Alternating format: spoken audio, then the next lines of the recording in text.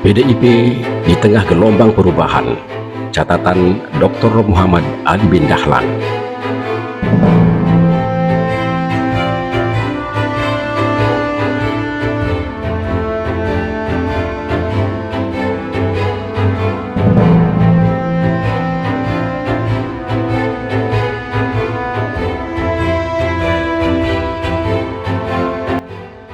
PDIP melarang kepala daerah dan wakil kepala daerah yang berasal dari Partai Banteng Moncong Putih itu ikut serta pada retreat KADA yang dilaksanakan di Magelang pada minggu ini.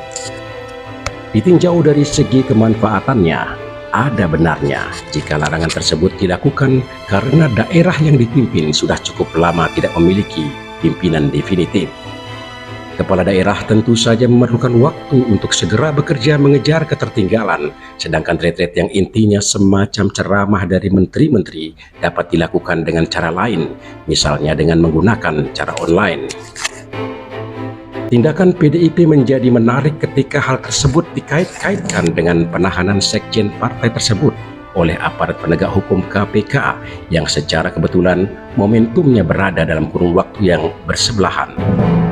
Sikap PDIP yang nampaknya keras sebenarnya cerminan dari rasa gusar dan tidak senang dengan situasi politik sejak pra-pemilu yang dimulai dengan keputusan Mahkamah Konstitusi di mana ipar presiden kala itu selaku pimpinan lembaga tersebut mengambil keputusan yang membolehkan seorang calon wakil presiden di bawah usia yang ditetapkan undang-undang dengan syarat telah ikut dalam pemilihan umum.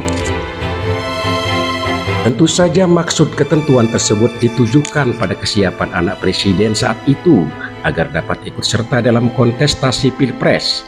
Tujuan tersirat itu pun telah terjadi dan Gibran sudah menjadi wakil presiden sekarang ini.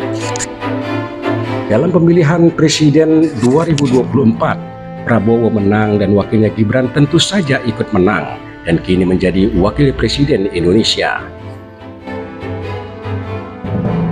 Dalam pemilihan presiden tahun 2024, Jokowi yang masih berstatus sebagai presiden dan terang-terangan mendukung Prabowo, tentu saja sekaligus mendukung anaknya sebagai wakil presiden. Padahal beliau masih berada sebagai kader PDIP, partai yang sangat berjasa mengangkatnya sebagai tokoh di negeri ini, mulai dari wali kota Solo, gubernur DKI, sampai menjadi presiden. Merasa telah membesarkannya, lalu yang dibesarkan membelakangi. Dalam tradisi Indonesia disebut anak durhaka. Namun kemarahan PDIP yang terus membara sama sekali tidak berkaitan dengan keberadaan Prabowo sebagai presiden, karena secara historis Prabowo dan Megawati memang diketahui sangat baik hubungan pribadinya.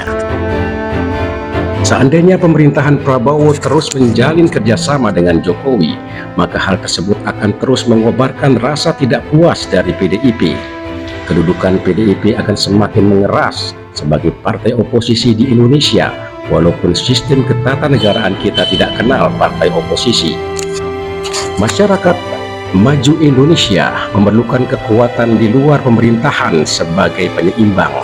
DPR hanya sebagai pemain sandiwara atau komedian politik agar pemerintah tidak melakukan tindakan semau gue. Kekuatan tersebut semakin kukuh jika ada partai di dalam parlemen seperti PDIP ditopang oleh kekuatan-kekuatan lain di luar parlemen seperti kelompok pembela hak asasi manusia, kelompok pro-demokrasi, NGO, dan kelompok anti korupsi yang semakin menguat akhir-akhir ini. Presiden Prabowo memang tahu apa yang harus dilakukan, tapi perlu mendengar pihak lain agar bijaksana dalam mengambil keputusan, termasuk mendengar PDIP agar bangsa ini menjadi lebih baik di kemudian hari.